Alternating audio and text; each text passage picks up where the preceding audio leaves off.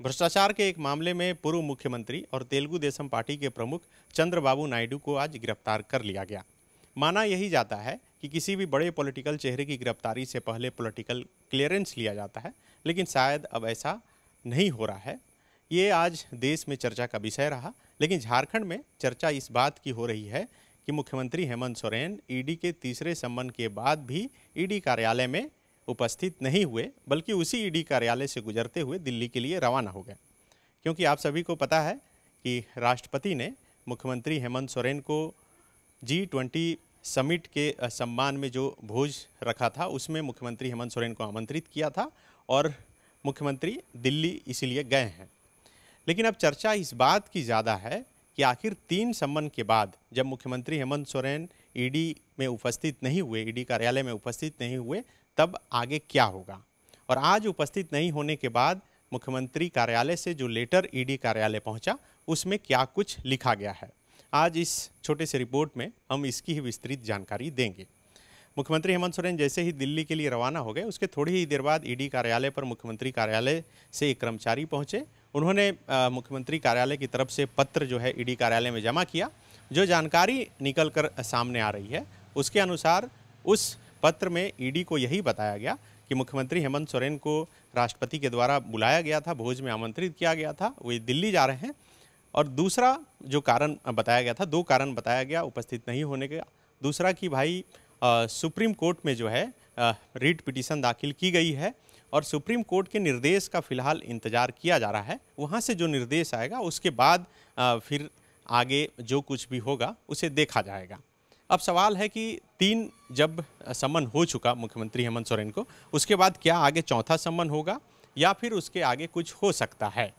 तो जानकार ये बताते हैं कि हो सकता है कि ईडी फिर आगे चौथा सम्मन भी जारी करे, क्योंकि आज ईडी कार्यालय में उपस्थित नहीं होने का जो रीज़न मुख्यमंत्री कार्यालय की तरफ से बताया गया वह बहुत ही जेन्युइन था, क्योंकि मुख्यमंत्री को दिल्ली जाना था। और आप सभी को पता है कि कई देश के लोग जो है फिलहाल जुटे हुए हैं और उन्हीं के सम्मान में ये भोज का कार्यक्रम का आयोजन किया गया था, इसलिए मुख्यमंत्री को बुलाया गया था, तो उनका उपस्थित होना भी ज़रूरी था। अब हो सकता है कि ईडी चौथा सम्मन भी कर सकती है।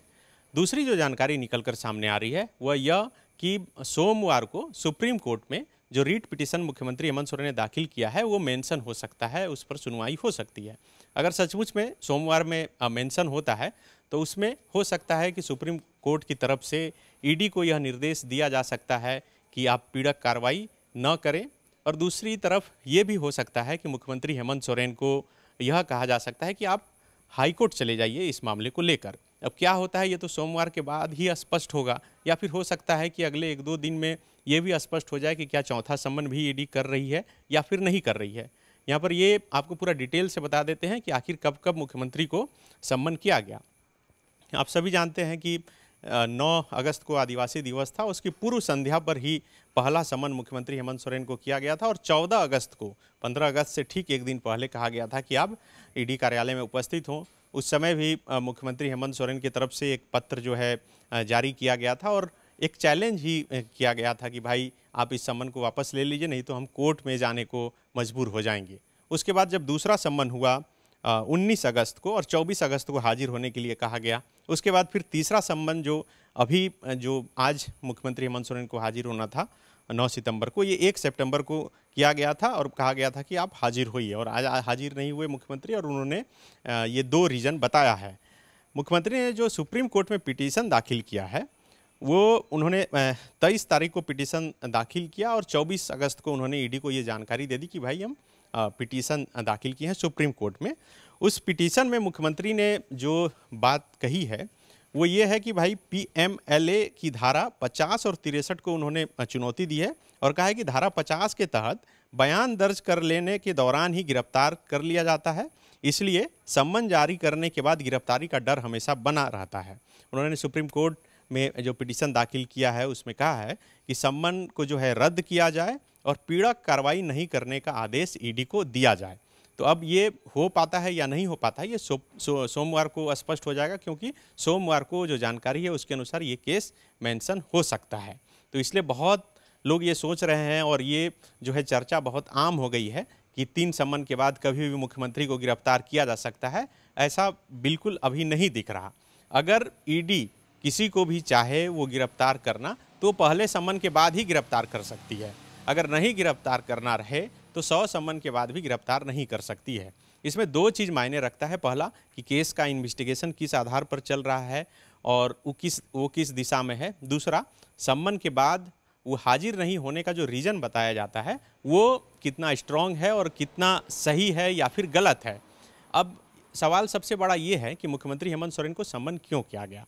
तो जैसा कि आप सब जानते हैं कि ज़मीन घोटाले में पिछले दिनों जो एफआईआर दर्ज हुआ था, उस एफआईआर के आधार पर ही मुख्यमंत्री हेमंत सोरेन से पूछताछ के लिए ये समन दाखिल किया गया था। ये जो एफआईआर था ये 13 और 26 अप्रैल को छापेमारी की गई थी और उसके बाद ही जो एफआईआर किया गया था उसी के आधार पर मुख्यमंत्री हेमंत सोरेन से पूछताछ के लिए ये सम्मन किया गया है। आप सब लगातार सुन रहे हैं कि मुख्यमंत्री अभी जहां कहीं भी सभा संबोधित कर रहे हैं वो इस बात का जिक्र कर रहे हैं कि ईडी की धमकी देकर जो है डराया जा रहा है।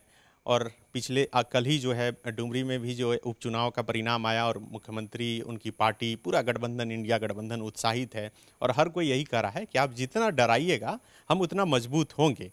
तो अब देखना होगा कि ये डराने और मजबूत होने का ये जो सिलसिला है ये कब तक चलता है और आगे क्या कुछ होता है, फिर हम अपडेट लेकर आएंगे। शुक्रिया।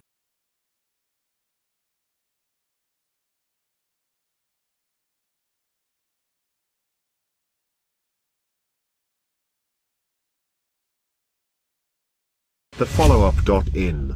Like, share, and subscribe. www.thefollowup.in